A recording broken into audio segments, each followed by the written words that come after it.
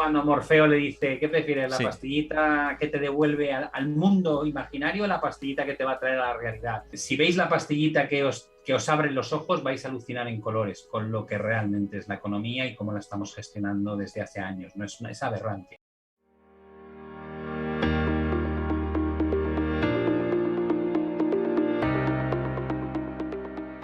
Ya está por aquí con nosotros Pablo Gil, que es estratega jefe de mercados de XTB. ¿Qué tal, Pablo? ¿Cómo estás? Hola Héctor, ¿cómo estás? Encantado de estar contigo aquí otra vez.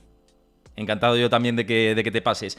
Veo que estáis siguiendo muchos el canal antes de nada y como lo estáis haciendo os voy a dar los agradecimientos al final porque sois muchos y no quiero dejarme a nadie y no quiero, sobre todo, que la conversación se quede hueca, ¿no? Y ir a abordar a lo que os interesa, ¿no?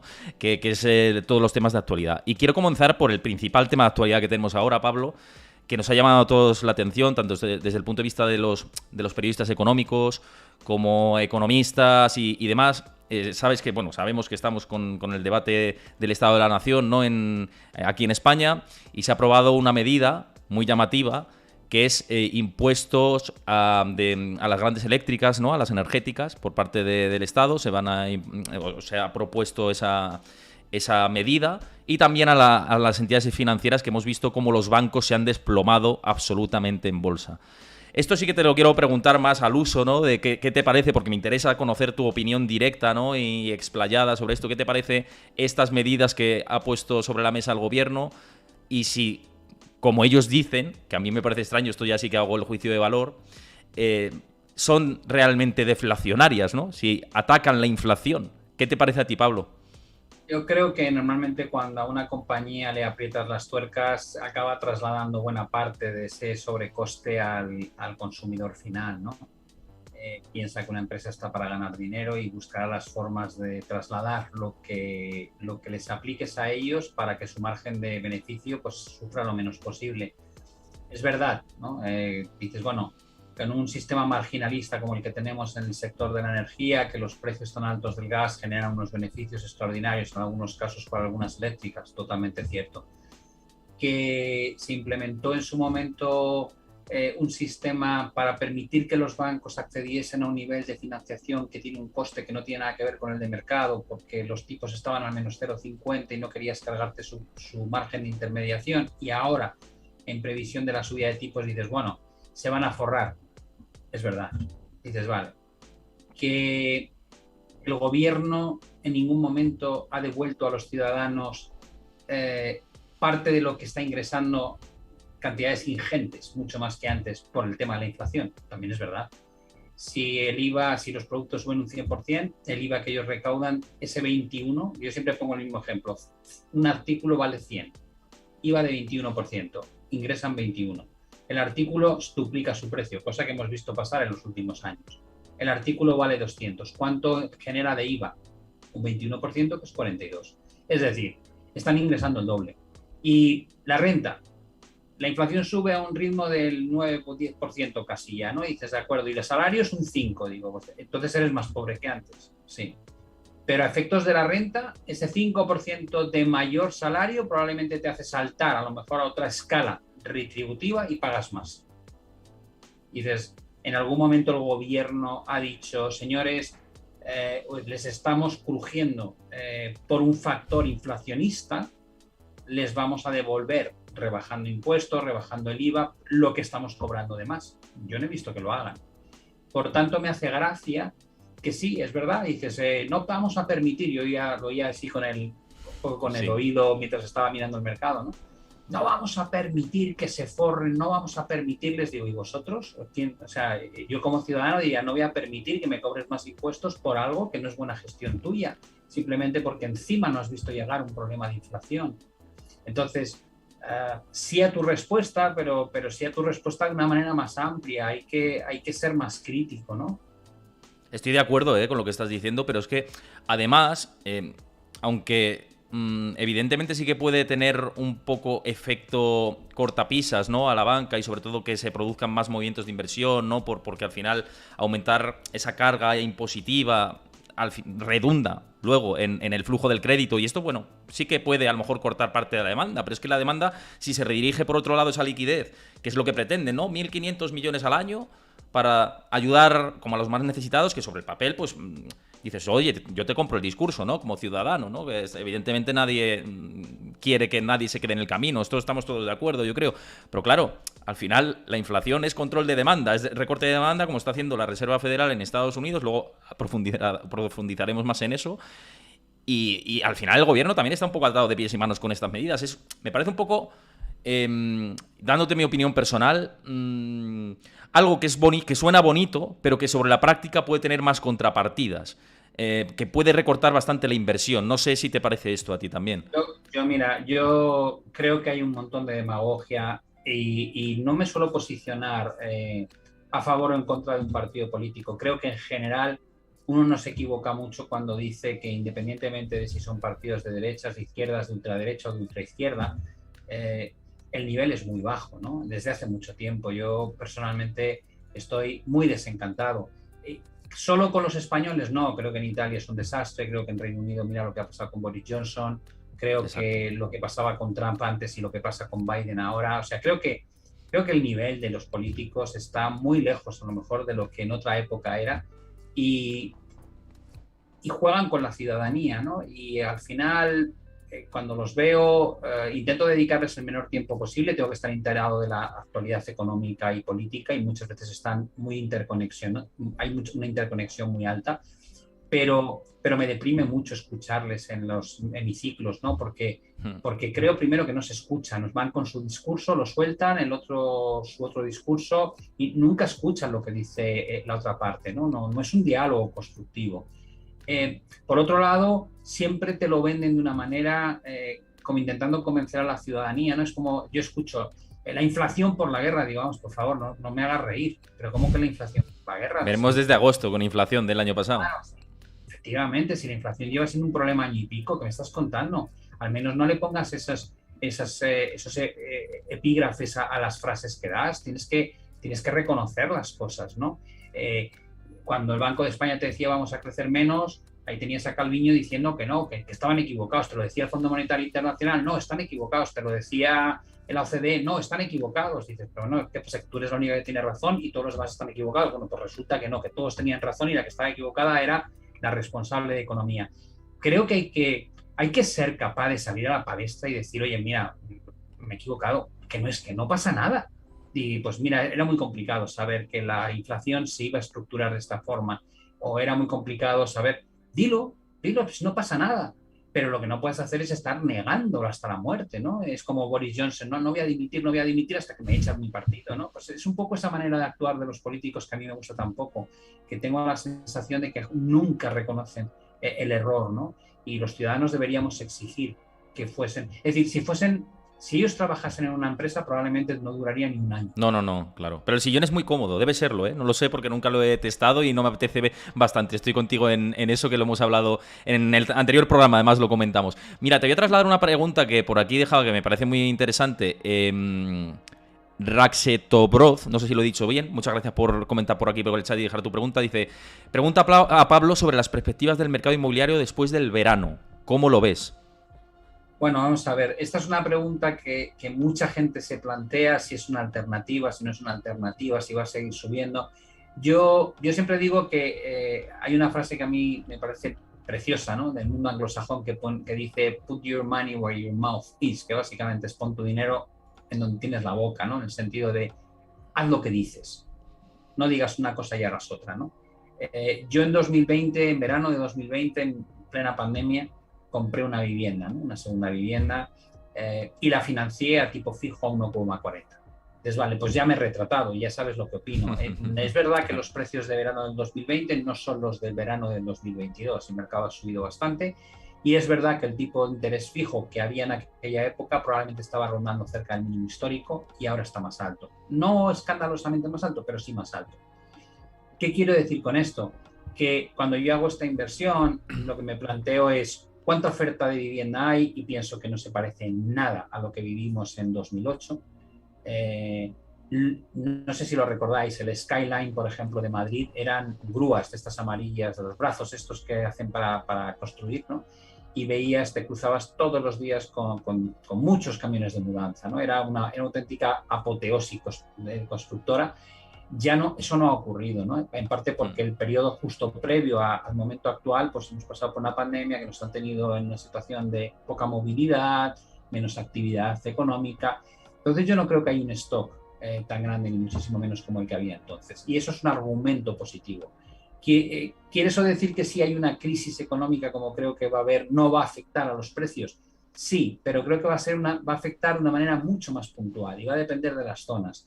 Con lo cual, a mi parecer, la inversión, al menos hace 2 años, era una buena manera de proteger el proceso inflacionista que estamos viviendo, porque el activo real normalmente reacciona muy bien a la subida de los precios, y el tipo al que lo podías financiar, si optabas por esa opción, yo opté por esa opción porque pensaba que era un chollo. Ahora explico si quieres el por qué.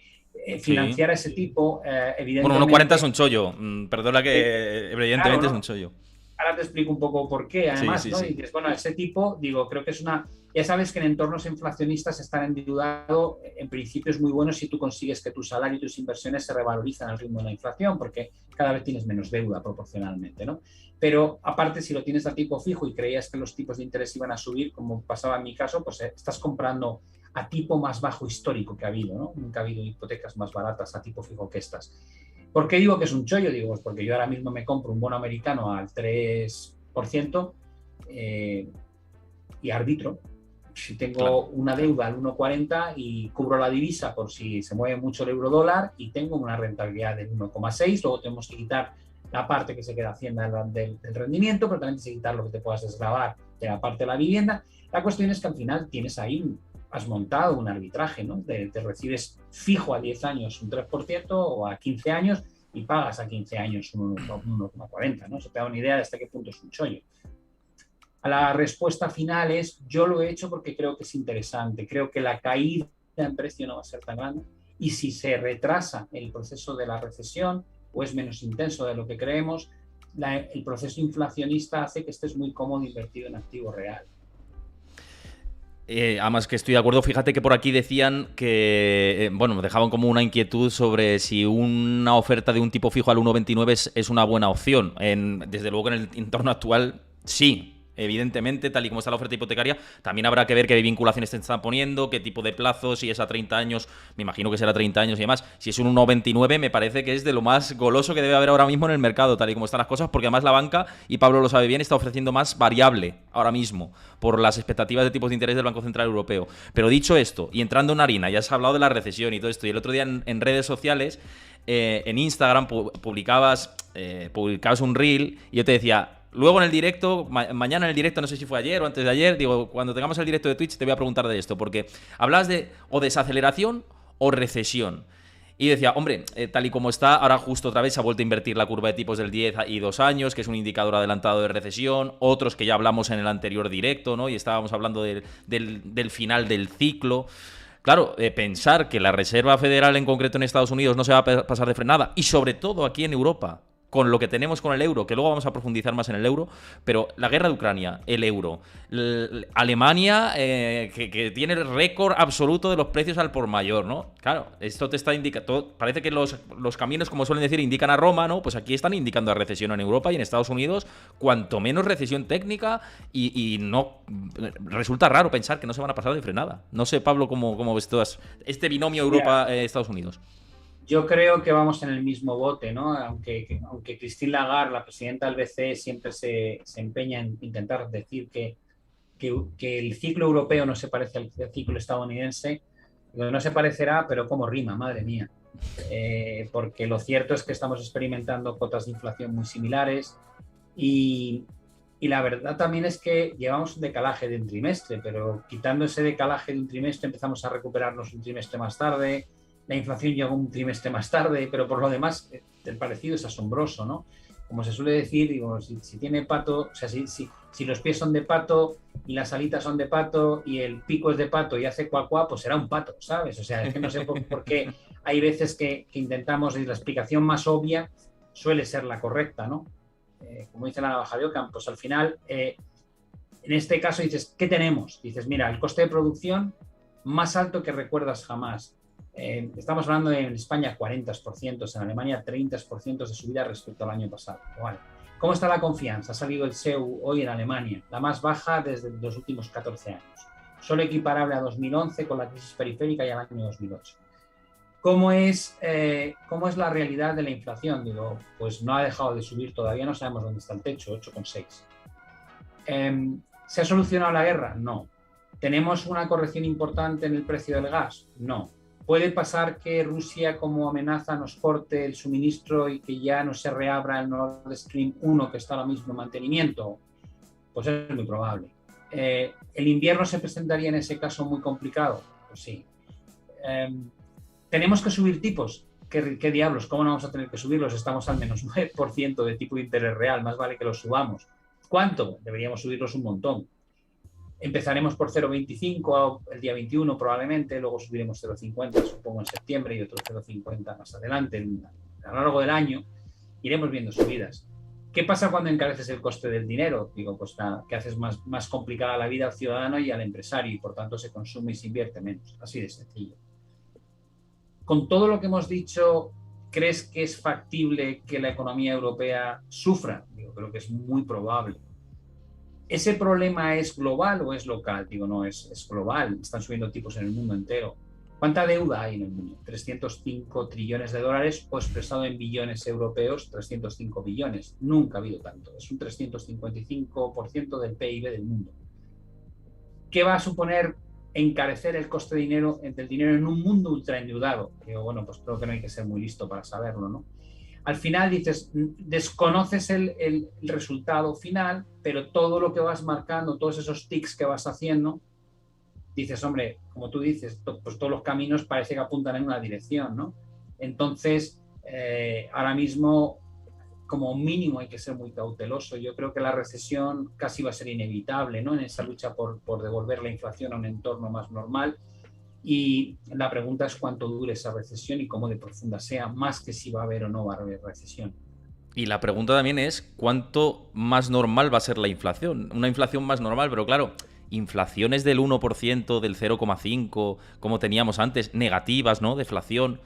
Claro, este escenario incluso es que no es posible ahora mismo como está el encaje geopolítico, ya simplemente con el efecto del mercado energético que va a costar que se encajen esas piezas, ¿no? Porque de la noche a la mañana no puedes sustituir el gas ruso por el norteamericano, tienes que incluso poder almacenarlo y esto no se puede hacer de la noche a la mañana, ¿no? Claro, el panorama de cara al invierno parece difícil. Y sí que antes de lanzarte un poco lo que te quería preguntar, que están entrando muchas preguntas por el chat, luego abordaremos la parte de mercados y demás, algunas preguntas que estáis dejando por aquí, pero antes quiero ir con esta parte de la inflación que me resulta interesante y lo que te estoy diciendo del mercado energético y demás. Con este mare magnum tan tremendo, ¿no? Que tenemos en el mercado energético, aquí en Europa tensionado, ¿no? Con las subidas de tipos que se esperan. ¿Cuándo crees que de verdad sí que ves plausible alcanzar digamos, el pico de inflación? En Estados Unidos parece que hay indicadores adelantados que ya empiezan a suavizar, ¿no? esa inflación. Aquí en Europa parece que el invierno es lo complicado. Yo me mojé y dije que mínimo otoño era muy difícil no ver un pico de inflación, mínimo en otoño o invierno. ¿Tú lo ves así también? Sí, yo creo que igual que hablábamos de ese decalaje de un trimestre, Estados Unidos todavía probablemente no está subiendo ya más la inflación, pero todavía no hemos visto una corrección clara, pero igual estamos rondando los picos ahora ya, ¿no? En inflación en Estados Unidos, con lo cual, si ellos alcanzan aquí el pico, es probable que nosotros nos dilatemos 3 meses, ¿no? Con lo cual nos iríamos evidentemente a los meses de octubre, como por potencial pico, sin saber muy bien qué es lo que va a pasar con el tema del gas en invierno y el suministro. La gente tiene que entender que el suministro de Rusia, o sea, no comprábamos el gas a Rusia porque le quisiésemos hacer un favor a Putin, sino porque teníamos una infraestructura muy buena hecha y era el gas más barato que podíamos obtener. Con lo cual, cuando la gente te dice, no, pues que lo cambien por otro, digo, ya, pero es que eso tiene un coste. Un coste que ya vemos cómo se traslada luego al consumidor en forma de inflación. Es decir, que te mande Estados Unidos el gas licuado no te lo hace al mismo precio que te lo hacen los rusos. Ese es un tema. El segundo que tú has planteado, que me parece que es muy bueno, es cuando remita la inflación, ¿a dónde va a bajar? Y yo siempre digo, el mundo ha cambiado, te gusta aceptarlo o no. Hemos pasado de una globalización extrema de los últimos 3 décadas donde el call center lo montaban en Marruecos, la fabricación de las zapatillas iba a India, los microchips se hacían en China. Básicamente deslocalizabas la producción y la llevabas a los centros donde la mano de obra era más barata, ¿no? Y de repente llegó la guerra comercial en 2018 entre Trump y Xi Jinping, después tienes en 2020 la pandemia, después tienes la guerra de Ucrania, ¿no? Y todo ese conjunto de hechos pues te hace pensar, oye, mira, hay ciertas cosas que las quiero en casa, ¿sabes? O sea, que prefiero hacerlas yo. Y dice, ya, pero es que va a ser mucho más caro. Y dice, ya, pues me da igual. Es que esto es un bien de primera necesidad. A mí esto de que no me lleguen respiradores y guantes y mascarillas no me vuelve a pasar. Y esto de que no me lleguen semiconductores y tenga que cerrar las plantas de fabricación de automóviles no me va a volver a pasar. Y así empiezas a aumentar, ¿no? Y ves muchas cosas cada vez más.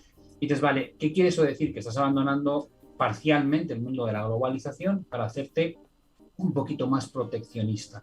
Y luego el mundo se ha dividido en dos bandos, ¿no? Tienes a Rusia, China, India, Pakistán, algunos países sudamericanos, Oriente Próximo, algunos países africanos, que siguen comerciando como si no hubiese guerra, y luego tienes todo el frente de la OTAN, Japón, Australia, Corea del Sur, que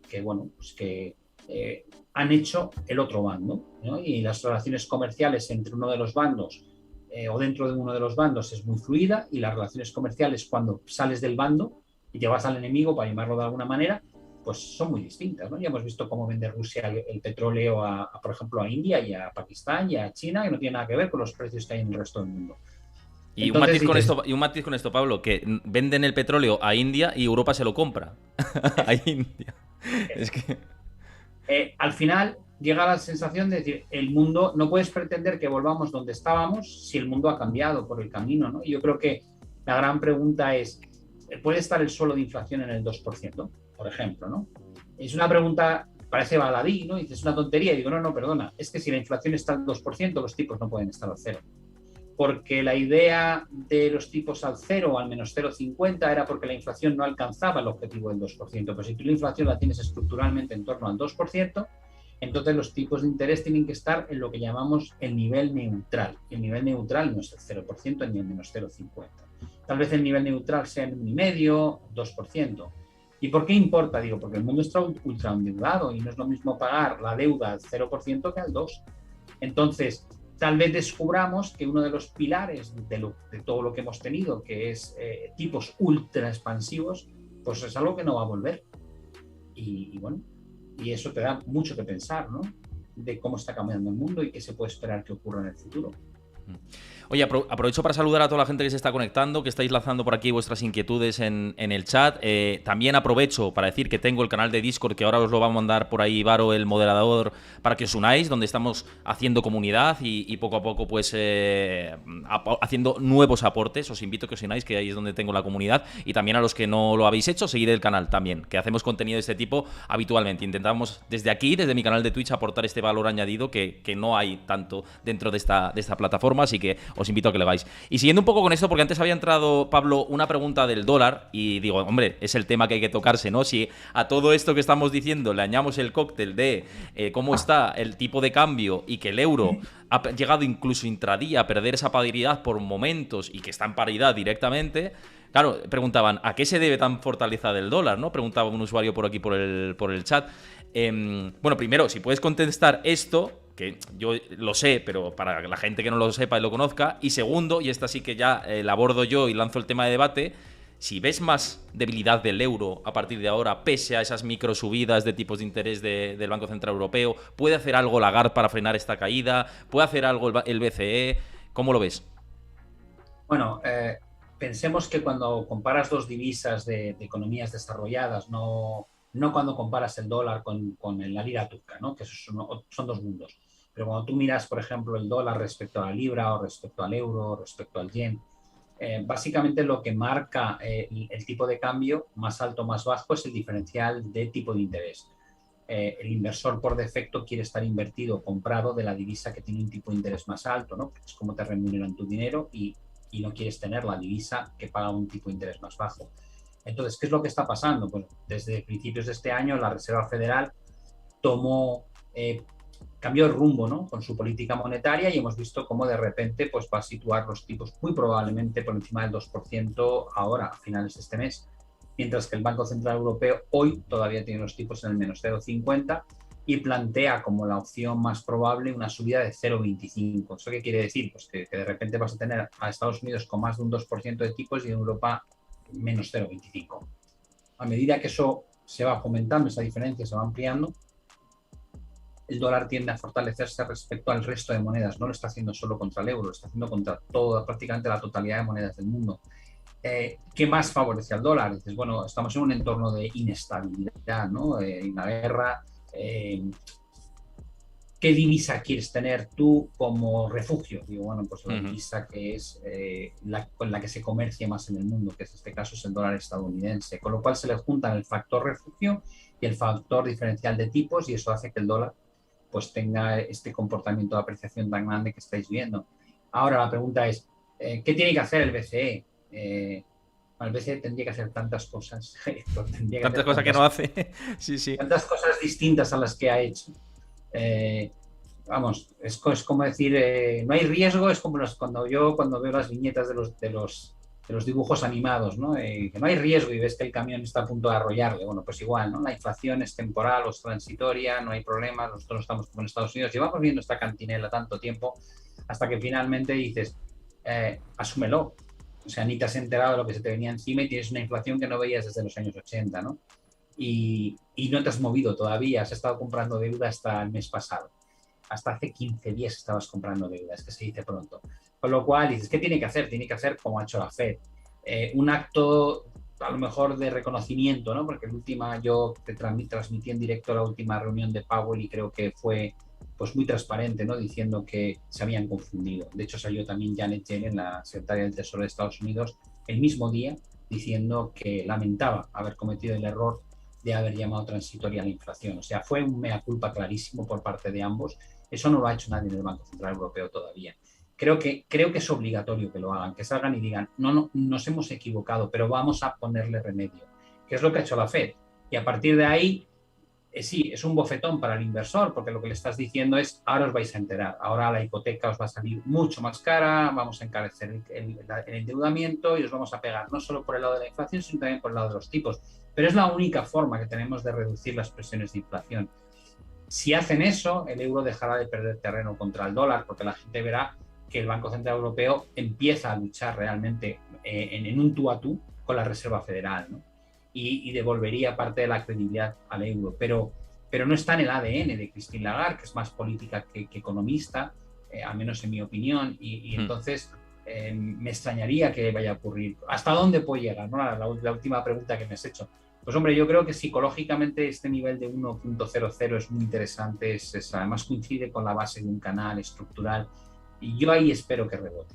Y dices, vale, ¿pero crees que no va a bajar más? Digo, no, creo que si el BCE sigue RQR con su estupidez de tratar al mercado en palmitas, ¿no? Y con mucho cuidado y no acometer el problema de la inflación que tiene, pues sí, no cabe duda que podríamos perder la paridad, bajar a 0,96, y si me apuras, pues mirar los años 98 y 99, cuando cotizaba entre 0,82 y 0,85 el euro dólar.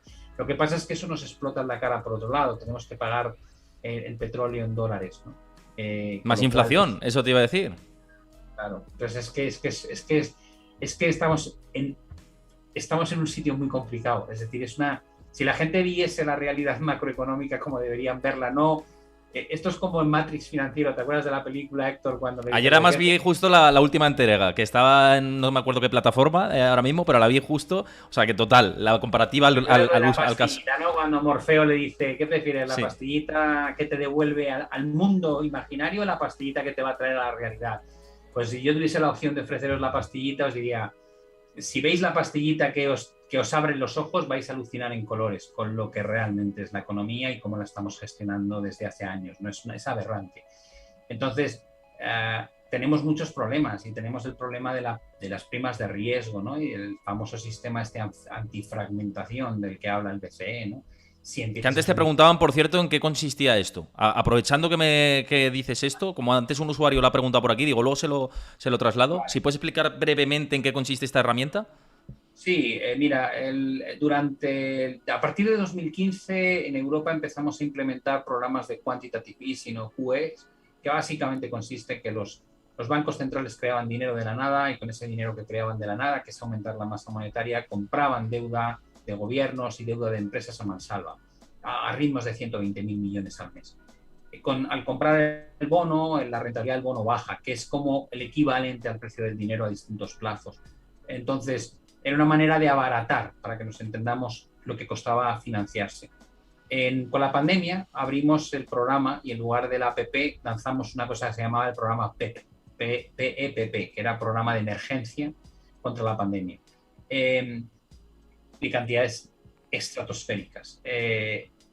Ahora ese programa es el que ha terminado y se está reduciendo también el APP. Bueno, la APP ya desaparece. Y dices, vale, ¿qué van a hacer?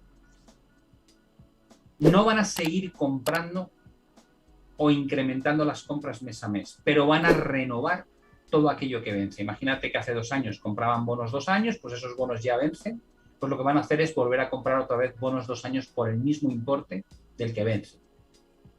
¿Qué es esta política o esta herramienta antifragmentación? Lo que dicen es, en lugar de comprar el bono que vence, voy a comprar de ese mismo plazo bonos de los países que tienen más riesgo de que se dispare la prima de riesgo. Italia, España y Portugal, por ejemplo, ¿no? Entonces, cada vez que llegue el momento de renovar la deuda que vence para dejar el balance plano y que no siga subiendo, en lugar de comprar deuda de lo que vence, la voy a comprar de esos países que pueden sufrir una tensión enorme y de esa manera manipulo la prima de riesgo y la mantengo deprimida y baja como si no pasase nada. Es como si yo de alguna manera dijese, bueno, te voy a dar antipiréticos porque no quiero que te suba la fiebre de 38. Y alguien podría decir, ¿y no sería más sensato curarle la enfermedad a este tío? En lugar de darle algo para que la fiebre no sea alta y parezca que no le pasa nada. Bueno, pues eso es lo que hace el Banco Central Europeo. Intenta hacer como que no pasa nada, interviniendo el mercado, en lugar de decir, oye, si la prima de riesgo de Italia se dispara contra Alemania, ¿no será que la economía italiana está hecho una auténtica bazofia y es un problema? Y dices, no, claro, es que es por eso. Entonces dices, es triste, estás, en lugar de dejar que el mercado fluya y busque un punto de equilibrio, tú estás forzando un punto de equilibrio arbitrario y totalmente artificial, ¿no? Y eso tarde o temprano explota. Y forzando el problema para mañana, que es lo que te iba a decir. Digo, eso estás forzando el problema para, bueno, mañana, lo dejamos para mañana, y mañana es más grande el problema, que ese es el tema. Oye, en relación con esto que te comentaba, que creo que ha quedado muy bien explicado lo que es la herramienta antifragmentación, que alguien que no esté familiarizado con el concepto puede parecer como algo muy extraño, pero yo creo que se ha entendido bastante bien. Pero siguiendo un poco con el tema de Lagarde y un poco ligado a esto, bancos centrales y demás, ¿crees que en la próxima reunión del BCE no puede decir algo, aunque sea un mensaje que se quede en el aire, ¿no? Pero decir, no, vamos a ser duros, vamos a combatir la inflación, como hizo Powell, pero un poco conociendo a Lagarde como más contenida, ¿no? ¿Crees que puede hacer algo como para que no frenar algo el euro? Porque claro, es que aunque a nivel técnico está ahí lo que dices, la paridad es muy fuerte, es un nivel muy fuerte, ¿no? Para contenerse. Es verdad que hay mucho hedge fund posicionado en corto y que a lo mejor ha levantado ahora y veremos a ver qué pasa con esto. Pero claro, a nivel, por lo menos retórico, ¿no crees que algo sí puede decir? Aunque luego no tenga efectos después. No, yo creo que, hombre, una cosa que debería hacer es que si sube solo 0,25, que sería un error garrafal en mi opinión, lo que sí debería hacer si sube solo 0,25 es garantizar que la siguiente subida va a ser mucho más grande.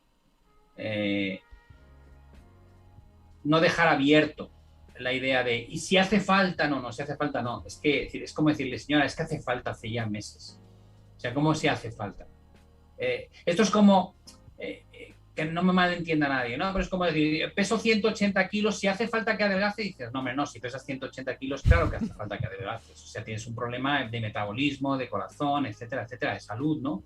Entonces, un poco Lagarde sería ese mismo mensaje, es decir, ¿cómo que si hace falta? Digo, pero si mira dónde está la inflación y cómo tienen los tipos. Entonces, al menos que verbalmente se comprometa, ¿no? a que pasado esta primera reunión, lo que vamos a ver por parte del BCE va a ser algo mucho más similar a lo que está haciendo la Fed, y eso ayudaría al menos a generar pues una reacción por parte del euro, ¿no? Un rebote a la espera de ver al final luego lo que entrega, que sería muy importante, pero bueno.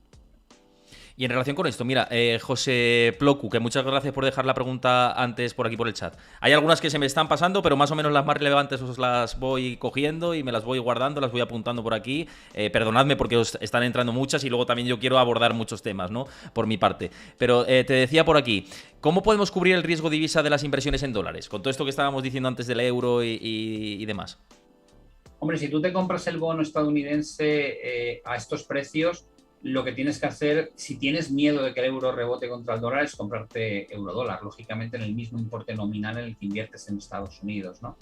¿Por qué? Dices, bueno, pues porque tú estás comprando con dinero actual, o sea, el euro digamos que está muy devaluado ahora contra el dólar, ¿no? No estábamos aquí desde hacía 22 años.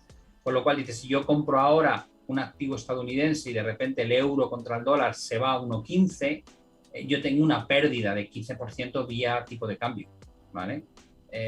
¿Cómo cubro ese riesgo? Digo, pues lo que pierdes en tu inversión, que está en dólares, por la depreciación del dólar contra el euro, lo tienes que ganar en una posición larga en la divisa del otro lado. ¿Cómo lo haces? Digo, hombre, para no tener que desembolsar todo el importe, lo mejor es a través de un futuro. Yo cuando he cubierto, por ejemplo, pues, posiciones, lo haces con un futuro porque lo que te piden de margen para esa posición de futuro es muy pequeña, ¿no? Con lo cual, compras el activo americano y te vas largo en futuros de euro-dólar, que la cantidad que vas a tener que depositar es muy pequeña porque está muy apalancado el futuro. Bueno, yo creo que la idea queda clara y vamos, que siempre los riesgos divisa son una posibilidad, lo que está diciendo por ahí Pablo, para cubrirlo. Aprovecho para saludar a Chris, que es moderador habitual, que ya se ha unido por aquí por el canal, así que nada, ya tenemos ahí lucha de espadas, 2 moderadores por aquí. Así que nada, quitando esto, mira, te preguntaban si ves similitud. A ver, espérate, que me quiero ir para atrás. A ver la pregunta que había entrado por aquí. Bueno, había entrado otra, que es Dalinos85, si te parece bien la inversión en Bitcoin. ¿Cómo lo ves? Bueno, a ver, las preguntas en genérico son siempre una trampa, ¿no? Porque cada una inversión en Bitcoin ahora, claro. No, claro, si vienes a preguntarme eso a mí, o cuando viene un amigo de mi hijo y me pregunta, ¿debo comprar Bitcoin? Digo, a ver, ¿con qué plazo? ¿Esto es trading o es hasta que te jubiles? O para mantenerlo 10 años. ¿De qué importe hablamos? ¿Es un juguetillo lo que vas a hacer o quieres poner un 15 o un 20% del ahorro que tienes o del patrimonio que tienes? ¿Cuál es tu perfil de riesgo? Es decir, hay muchas preguntas pero dices, vale, yo siempre contesto de la manera que creo que es más entendible y es, como no conozco a esa persona que te hace la pregunta y su perfil, yo te contesto desde mi perfil y lo que hago yo, ¿vale? Luego cada uno tiene que matizar las cosas. Yo compré hace bastante tiempo Bitcoin y Ethereum. Y en mi canal de YouTube, por ejemplo, lo comenté. Dije, cierro la mitad. ¿Por qué? Digo, pues porque le gano un 300%. Y es que no ves más potencial. Digo, no, es que es muy sencillo. En el momento en que le gano un 300%, vendo la mitad y cubro toda la inversión que me queda y además me quedo con parte del beneficio. ¿Qué quiere eso decir? Que no puedo perder. Ahora, si lo haces es porque ves un riesgo de corrección. Y dices, ¿y cuánto crees que puede corregir? Digo, vamos a ver, Bitcoin ha corregido. En el año 2017 en adelante, un 84%. En el año, estoy intentando recordar, 2014 creo que es en adelante, un 85%. Y en 2011 un 93%. Es decir, a lo largo de 10 años, Bitcoin ha tenido 3 correcciones que han ido del 84 al 93. Y ninguna de ellas se ha dado en recesión económica, porque en ese periodo no hubo recesiones económicas. Con lo cual pienso, es un activo de riesgo. ¿Por qué dices que es un activo de riesgo? Digo, hombre, pues porque después de bajar un 93% subió un 54.000%. Y después de corregir un 85% subió un 14.000%. Y después de la última caída del 84% subió un 2.000 y pico por ciento. Un activo que cae entre el 84 y el 93% y que luego es capaz de subir más de un 1.000%, eso no es un activo defensivo. Eso es un activo, es droga dura, ¿no? Con lo cual, digo, vale, pues ya tengo identificado el perfil del activo. Es un activo muy divertido, pero es drogadura. Primera decisión, no voy a meter un importe muy grande. ¿Por qué? Porque tiene una volatilidad brutal. Segundo, va a haber grandes oportunidades de comprar y vender porque se mueve muchísimo, con lo cual en lugar de quedarme anclado a la idea de lo compro y no me muevo, lo que hago es que una parte la guardo, pero con otra parte soy flexible. Me salgo y con el dinero que saqué de lo que me he salido estoy pensando, si vuelve a 10.000 Bitcoin pienso volver a comprarlo otra vez. Ese es mi planteamiento. Dices, ¿por qué 10.000? Digo, porque es un 84% de caída desde máximos aproximadamente. A partir de ahí pienso, pues ya está emulando las caídas que tuvo las otras veces. Puede ser un momento interesante para volver a meterme. Solo por eso digo, no, es que Bitcoin me gusta como historia a largo plazo. Creo que en un mercado ultra regulado, donde el dinero fiat cada vez está más controlado, donde la masa monetaria no hace más que crecer, creo que la alternativa de una moneda fuera del sistema es muy atractivo. Con lo cual tengo argumentos, por un lado, de por qué me gusta, argumentos de por qué estoy expuesto solo a la mitad y dónde quiero comprar el resto, y al final así montas una idea de inversión, ¿no? Cada uno tendrá sus argumentos, tendrá su visión, tendrá su espacio temporal, pero es así como lo gestiono yo. Con lo cual sí, me gusta y sí me queda la mitad y no pienso tocarla, y si se va a cero, pues habrá sido una estrategia ganadora a pesar de todo, pero yo creo que hay que volver a meterse. Y siempre con ese enfoque táctico, en este caso, con este tipo de activos. Yo siempre lo digo, a nivel personal es como lo planteo yo también individualmente. Un poco por seguir con varios de los temas también que quería tratar por aquí. Fíjate, el otro día compartía por redes, por Twitter, un cuadro de una estimación de Goldman Sachs que hablaba de, ya lo hablamos la otra vez, las estimaciones de beneficios. Ellos preveían que en esta ocasión podían haber recortes de en torno al 11% de los beneficios, ¿no?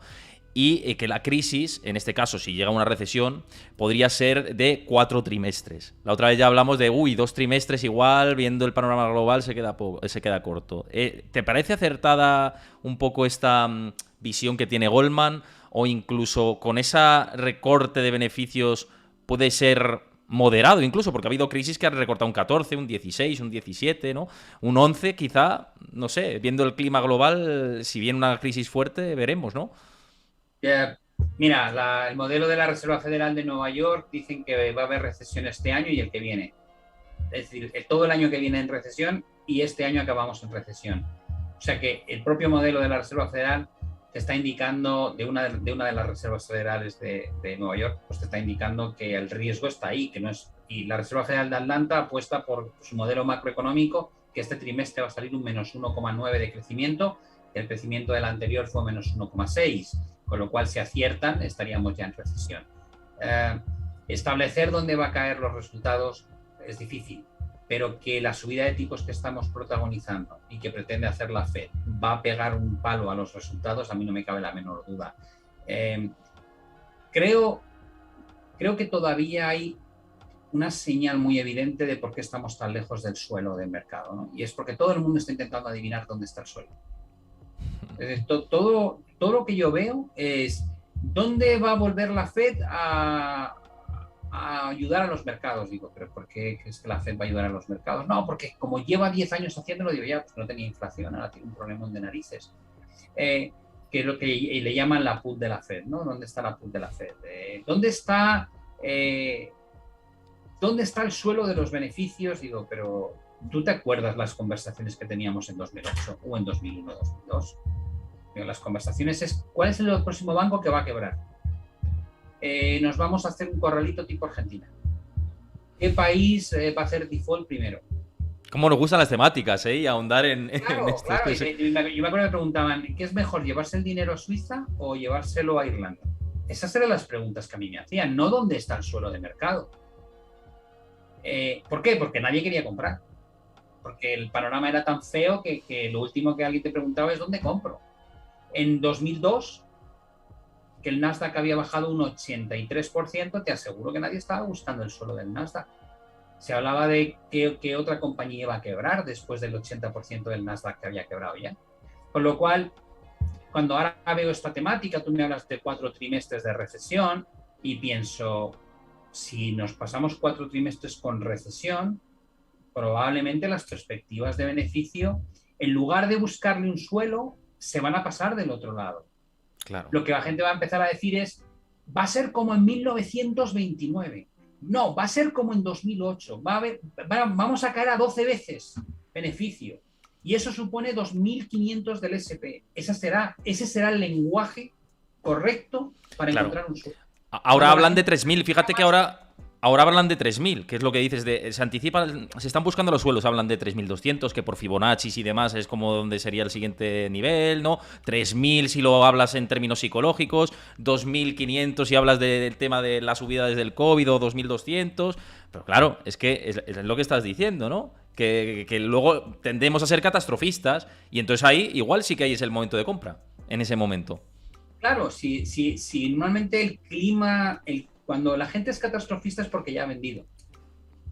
Porque cuando tú tienes cartera no eres catastrofista, estás esperanzado. ¿Dónde está el suelo? Eso lo pregunta el que tiene bolsa y no se la ha quitado.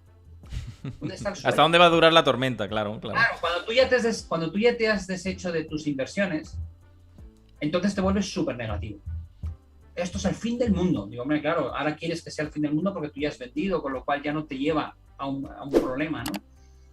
Entonces, yo lo veo y pienso, todavía queda mucho, tiene que quedar mucho. De hecho, no ha habido outflows en la bolsa, en equities a nivel global. O sea, sigue habiendo saldo neto arriba en máximos, mientras donde ha habido outflows brutales ha sido en renta fija, en bonos.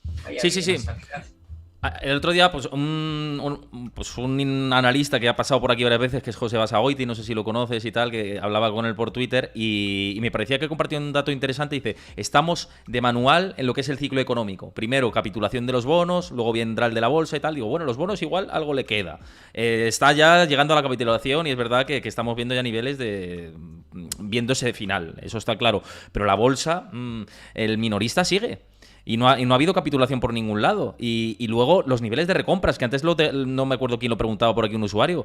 ¿Los niveles de recompras de acciones de las compañías también crees que están sosteniendo un poco lo que podría ser una caída superior? No cabe duda. De los últimos 7 años, el 40% de lo que ha subido el SP500 se debe a los share buybacks o recompra de las propias compañías.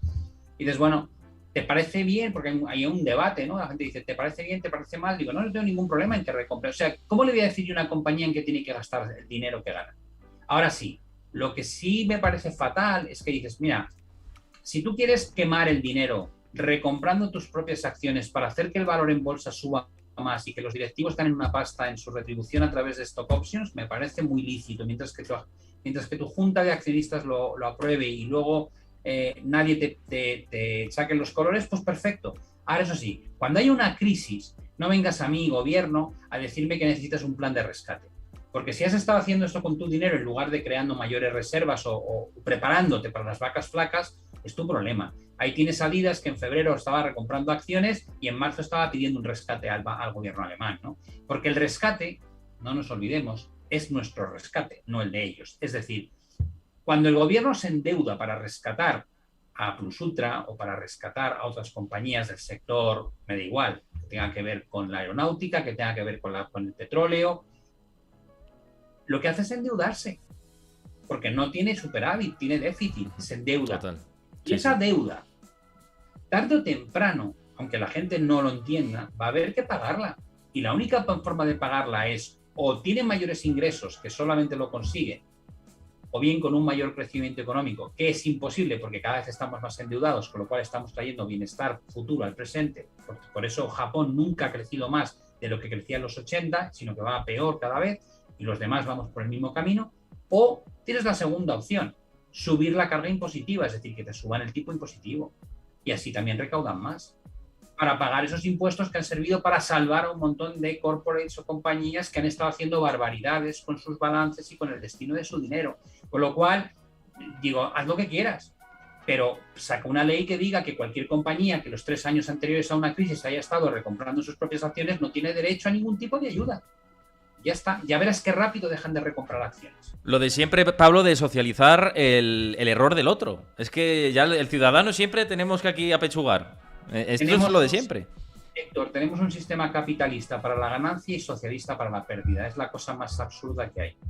Es un buen titular ese, pero es totalmente así. Mira, por aquí justo además dejaban una pregunta que estáis preguntando cosas súper interesantes. Aprovecho para deciros que tenéis el canal de Discord a vuestra disposición, donde ahí tengo mi comunidad, podéis preguntarme lo que queráis por ahí también. También anuncio la parrilla de cuáles van a ser los siguientes invitados, los análisis que yo hago propiamente, pues un poco todo, ¿no? Comparto gráficos, estudios y demás. Ahí tenéis, ahora os lo comparte Ovaro o Chris, el canal de Discord para estar ahí todos conectados. Y este usuario que es de MMP Experience preguntaba si en otras crisis, me parece muy interesante lo que dice porque a veces se me ha planteado a mí esta cuestión. En otras crisis no se ha anticipado el viene la crisis o viene la crisis, de manera tan mayoritaria por muchos analistas o gente pues dentro del mercado, ¿no?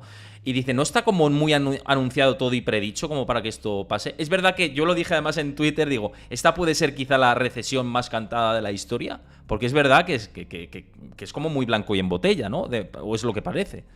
Hombre, no hemos tenido un elemento tan sumamente evidente como la inflación jamás, ¿no? Es decir, cuando tu objetivo es un 2% y estás lidiando con inflaciones que van del 8 al 9%, digamos que yo pongo un niño de 8 años y le digo, mira, hay que tener aquí este dato y mira dónde está y me dirá, esto está fatal. Bueno, es claro, es que un niño no entiende. No es como otras veces, ¿no? Es más difícil hacerle entender a alguien, no, mira, es que el mercado de crédito han crecido los CLOs y los CDOs una barbaridad y tal. Yo me acuerdo cuando amigos me decían, me llamaban, oye, he visto el Big Short, explícame una cosa. Claro, es un mercado más complicado, pero cuando tú ves lo que ha ocurrido con el tema de la inflación y que lo estamos padeciendo los ciudadanos en nuestra propia carne, que no es algo que esté en un país distinto y que no sea tangible, ¿no? Es que tú vas a poner gasolina y dices, qué barbaridad. O vas a hacer la compra, qué barbaridad. Y dices, bueno, es tan humano el factor desestabilizador que estamos viviendo que hace que hasta el que no tiene conocimientos de economía vea que hay un problema. Por eso está súper cantado. Dicen, tenemos un problemón. Hasta yo lo veo. Digo, no, sí, claro. Todos lo hemos visto menos los políticos y los bancos centrales. Fíjate tú qué cosa. O sea, los que teóricamente estaban más cerca del problema y los que tenían mejor preparación técnica son los que peor lo han visto de todos. Porque el resto, que lo íbamos padeciendo poco a poco, nadie hablaba de transitoriedad. Decíamos, madre mía, la calefacción, sí. Madre mía, el aire acondicionado, madre mía, la gasolina. Íbamos asumiendo lo que nos llegaba y decíamos, esto es un horror, esto es un desastre. No, y que se veía que los cuellos de botella no se estaban solucionando en el corto plazo ni se iban a solucionar, además con las políticas de China del COVID-0 que no se iban a retirar. Decías, hombre, esto no va a durar poco, no va a durar poco. Entonces dices, está cantada, digo, no, lo que está cantado es que tenemos un problema al que llegamos para atajar tardísimo y la gente está notando que cada vez es más pobre. Y por eso es un mensaje tan sumamente universal, ¿no? Yo hablo con cualquier amigo, familiares, ¿qué tal? Pues macho, que he quitado una semana de vacaciones este año porque es que sale carísimo, hay que cancelar el vuelo, es que no tal, es que no. Uno de mis hijos, oye, pues paso de usar el coche, es que prefiero ahora en verano pues utilizo transporte público, que como no va muy saturado, digo, normal. Digo, por fin estás notando en tus propias carnes no un concepto de macroeconomía, sino un concepto del día a día. Entonces, ¿está muy cantado? Sí, está súper cantado. ¿Lo han previsto los responsables económicos? No, para nada. ¿Qué otro factor hay que probablemente es muy problemático? Que llevamos como el perro de Pavlov salivando ante el estímulo de los bancos centrales durante 12 años. Y se ha creado una camada de inversores. Yo sé que decir que un inversor que lleva 10 años es un inversor Nobel, pues no es muy es atrevido. Pero es un inversor que solamente ha visto una parte, ¿no? Es como si yo te digo, mira, vamos a hacer un triatlón y te llevo siempre a nadar. Y dices, vale, ¿y la bici? Digo, no, en la bici no te la enseño nunca. Y dices, vale, pues yo ya soy un profesional del triatlón. Digo, no, tú solamente has visto una parte de la película, chato. Tú solamente has visto el mercado en una dirección, que es hacia arriba, todo el tiempo hacia arriba. Y hay más, hay mercados hacia abajo, hay mercados laterales complicados. Con lo cual hay 3 pruebas que pasar, pero tú solamente te has curtido en una. Y dices, sí, soy un gran nadador. Digo, ya, pero es que de eso cuando te montes en la bici no te va a servir de nada. Y cuando te pongas a correr tampoco. Entonces, para mí, pienso, sí, como llevamos tanto tiempo haciendo natación y siempre en la misma dirección, digo, pues la gente piensa, pues lo mismo, baja un poco y hay que comprar. Yo lo veo, hay que hacer DCA, hay que hacer media, y pues tú mismo, claro. Te puedes pasar hasta el 50% de caída haciendo medias, sí, claro que puedes hacerlo. Pero no olvides que el que hizo eso en el año 2000, cuando empezó a pinchar, no vio cómo se recuperaba niveles por encima del año 2000 hasta el 2013. Tardó 13 años en volver por encima de aquel pico. Entonces, hay una cosa que es perder, no solamente lo que pierdes en drawdown, sino el tiempo que pierdes de oportunidad de inversión por haber estado anclado en una inversión sin saber salirte o reducirla a tiempo, ¿no? Bueno, es un tema de cómo se gestiona. Sí, sí, no, totalmente en sintonía con esto que estás comentando, la verdad. Mira, dejaban por aquí un mensaje destacado que lo voy a leer, que va en dirección a ti, Pablo, y dice que bueno, es un usuario que es GJBC94, y dice que gracias a los conocimientos que le has trasladado, que le has ayudado bastante a operar, que eres un grande y que Dios te bendiga. Así que nada, te traslado el comentario, seguro que a Pablo le agrada escuchar esto de un seguidor, así que lo traslado por ese lado. Y rápidamente, porque te quería preguntar del tema de Twitter Elon Musk, que es un tema muy de actualidad, pero antes me habían preguntado por aquí, y me lo he apuntado porque también estaba destacado, que dabas un curso de verano de inversión o algo así, si puedes hablar de esto. Y me han dicho al final de la charla, si quieres se lo preguntas. Y digo, vale, pues me lo apunto para el final de la charla y se lo pregunto. ¿Qué es este curso? ¿Cuándo lo impartes? ¿Cómo se apunta? Un poco que nos cuentes. Bueno, a ver, todavía no está anunciado, lo grabé precisamente durante todo el fin de semana pasado, pero todavía faltan algunas cosillas. Tan pronto pueda anunciarlo, desde luego que lo haré por todas mis redes sociales. Y creo que, bueno, pues a diferencia de todo lo que veo por ahí, ¿no? Que veo muchísimo cursos sobre análisis técnico. Yo cuando hacía análisis técnico no existía el análisis técnico, no es que no quiero denostarlo, todo lo contrario, soy un amante del análisis técnico. Y cuando te digo, en el año 89, 90, que yo empecé a hacerlo, no existía en España, solamente había una compañía que era Expert Timing Systems con la que yo me curtí y luego estudié fuera en el extranjero. Con lo cual me apasiona el análisis técnico y creo que lo uso todos los días, ¿vale? Pero es verdad que casi todos los cursos que ves son de análisis técnico, de cómo valorar a empresas, cómo ganar dinero en bolsa. Y yo siempre digo, pero si el mundo de la inversión es un mundo 360 grados, pero si la bolsa solamente es un activo más, ¿no? Es un curso sobre algo que creo que es casi fundamental para la educación de todo el mundo, es cómo entender la economía, cómo trasladar la macroeconomía a las inversiones, ¿no? Es decir, cómo hay veces que yo cuando hablo de lo que está ocurriendo, ¿no? Pues parte de la audiencia me dice, qué interesante, ¿no? Porque hablas de la curva de tipos, hablas del efecto del endeudamiento, hablas del tema de cómo afectar a los earnings per share de las compañías y cómo se manipula a través de los share buybacks y cómo el ciclo de, con esto que comentabas tú antes, ¿no? De cómo se monta, ¿no? Primero un activo, luego otro, cómo influye la inflación en los objetivos, cómo está interrelacionado el mundo o las fuerzas deflacionistas, todo esto, y qué es el PIB y por qué importa el endeudamiento, todos estos conceptos con los que lidiamos día a día tienen su aterrizaje en los mercados y entenderlo ayuda muchísimo a no cometer grandes errores de inversión, ¿no? Entonces este es un curso muy amplio, pero esta primera sección, este primer módulo que estoy sacando es sobre macroeconomía aplicada a las inversiones, ¿no? Y creo que de eso muy interesante. Pues sé mucho porque llevo toda la vida haciéndolo y es apasionante poder enseñar temas de economía de forma divertida para gente que no ha estudiado pues ninguna carrera de finanzas, ¿no? Ninguna carrera de economía en sí mismo, ¿no? Y se puede hacer fácilmente. Hay ejemplos muy palpables, ¿no? Ahora la inflación, fíjate el juego que da, ¿no? Explicar lo que está viviendo la población y qué va a haber que hacer para controlar esa inflación y qué efecto va a tener y cómo lo puedes leer y qué indicadores tienes que seguir de cerca, pues de eso va a tratar el curso, ¿no? Luego habrá una segunda parte que es metodología de inversión y habrá una tercera que es gestión del riesgo y control emocional, cuando las cosas salen bien y cuando las cosas salen mal, porque ambas facetas son muy complicadas.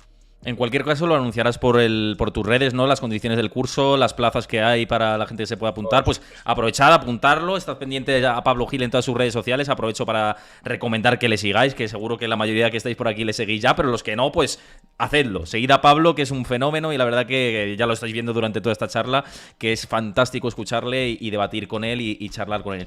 Una última, y me voy a dejar muchas preguntas, chicos, por contestar, lo siento mucho, la verdad, pero han entrado muchísimas preguntas, tenía muchas temáticas que tratar que no me quería dejar en el tintero, temas que yo creo que son bastante interesantes y bueno, como Pablo seguro que va a pasar por aquí en el canal más veces, ahora en agosto no, porque todos tenemos que descansar e ir de vacaciones y todos nos tenemos que quedar tranquilitos un tiempo, pero va a venir más veces y pues estáis invitados a que cuando pase por aquí os apuntéis al canal y por supuesto también en otras ocasiones, aprovecho a recomendaros que sigáis el canal y que he visto antes de soslayo por aquí, Pablo, que estaba ya en 977 seguidores. Os digo que cuando llegue a los 1000 seguidores va a haber algo especial, así que os animo a que sigáis el canal, estamos cerquita ya de los 1000 seguidores y os animo a que lo hagáis. Pero antes de despedir y aprovechando a hacer esta cuña publicitaria sobre mi propio canal, la última cuestión o la última tema de debatir antes de cerrar, y es Twitter y Elon Musk, ¿no? Se ha cancelado ese acuerdo, 44.000 millones de dólares, parece que Elon Musk ya no quiere ni tragar con la oferta que había hecho, con la excusa de lo de los bots de Twitter, ¿no? Que hay muchos usuarios, no sé si el 30% de usuarios decía que eran bots, o el 15%, no me acuerdo cuál era el porcentaje, pero un porcentaje muy alto, y se tira para atrás. Hay analistas, expertos, gente que comenta por ahí que las malas lenguas, ¿no? Como se suele decir, dice a lo mejor lo que está haciendo es, en negociación de la vieja escuela, tensionar el precio todavía más a la baja, como se está viendo que está cayendo Twitter, para lanzar una oferta a precio de saldo casi, o 20 y tantos mil millones, o 30 y tantos mil millones, o todo lo contrario, ¿no? Me retiro del todo y Twitter dice me voy a juicio y a ver en qué acaba todo esto. ¿Qué te parece todo esto?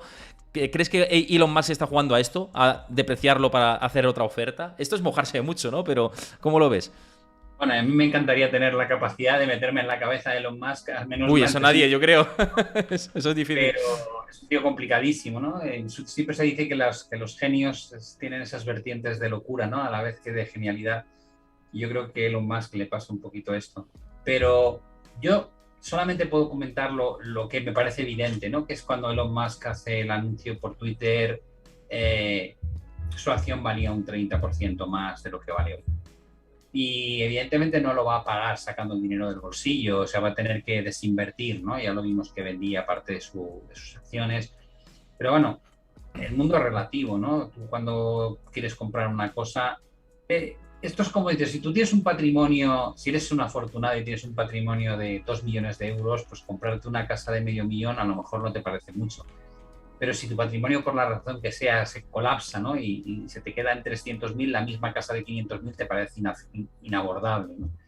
Es para que la gente lo entienda. Y dices, bueno, pues si Elon Musk tenía cotizando Tesla a 1.200 y pico y de repente está, pues no sé si está a 500, 600, pues evidentemente su percepción de riqueza es muy distinta a la que tenía antes, aunque sea uno de los tíos más ricos del mundo, si no el más. Pero a efectos, digamos, de la permuta que probablemente estaba pensando en hacer, ¿no? que era pagar con parte de su principal activo, que es Tesla, pues Twitter, dices, pues cada vez es más caro. O sea, Twitter cada vez está más caro para él, ¿no? Yo creo que retirarse es una manera de decir, bueno, tal vez sí, creo que ha bajado un 19% desde el precio de la oferta, ahora Twitter, aún así ha bajado más Tesla. Si Twitter bajase un 40 y Tesla un 30, pues probablemente no te extrañe que diga otra vez a estos intercambios y con este nuevo precio me puede interesar, ¿no? Ese análisis cuadra, es cierto que cuadra. Sí, yo creo que hay un tema económico que no se comenta mucho y que probablemente es muy importante en esta operación, ¿no? Y que coincide con una caída muy severa de la cotización de sus acciones y que probablemente le lleva pues, a replantearse más allá del tema de los bots, que no sé cuánto hay de verdad, pero que la parte económica seguro que le importa, no me cabe duda. Total. Oye, Pablo, un placer como siempre. Al final nos hemos alargado incluso un poquito más de una hora. La verdad que es súper interesante todo lo que nos has dicho por aquí. Ya sabes que esta es tu casa, que me gusta tenerte por aquí y que espero que lo hayas disfrutado, sobre todo. Y Héctor, como siempre, una charla muy agradable y yo me enrollo mucho, por eso yo creo que te falta tiempo para preguntarme todo lo que me quieres preguntar. No me gallo ni debajo del agua, con lo cual supongo que con otros invitados podrás cubrir más temática que conmigo, pero bueno. No, hemos cubierto muchísimo, hemos cubierto mucho, ya sabes. Y yo encantado de tenerte aquí todas las veces que puedas, que sé que tu agenda es muy apretada y te agradezco muchísimo el hueco que me haces. Un último apunte os hago y recordar una vez más el canal de Discord. Os invito a que lo sigáis, que ahí estamos haciendo comunidad, que ahí os comparto gráficos, temas de actualidad de interés. También me podéis preguntar lo que queráis. Anuncio la parrilla de los invitados, así que os animo a que lo sigáis por última vez. Y también el canal de Twitch, que estamos muy cerquita ya de los 1000 seguidores, que cuando lleguemos algo se va a venir, algún sorteo especial se va a venir, ya lo voy adelantando. Pablo, un placer. Ahora nos quedamos tú y yo en privado, hablamos y al resto La siguiente que hagamos seguro que hay más de 1000. Hombre, seguro. Yo espero que sí. Tú lo has dicho, Pablo, más de 1000 seguro que tendremos.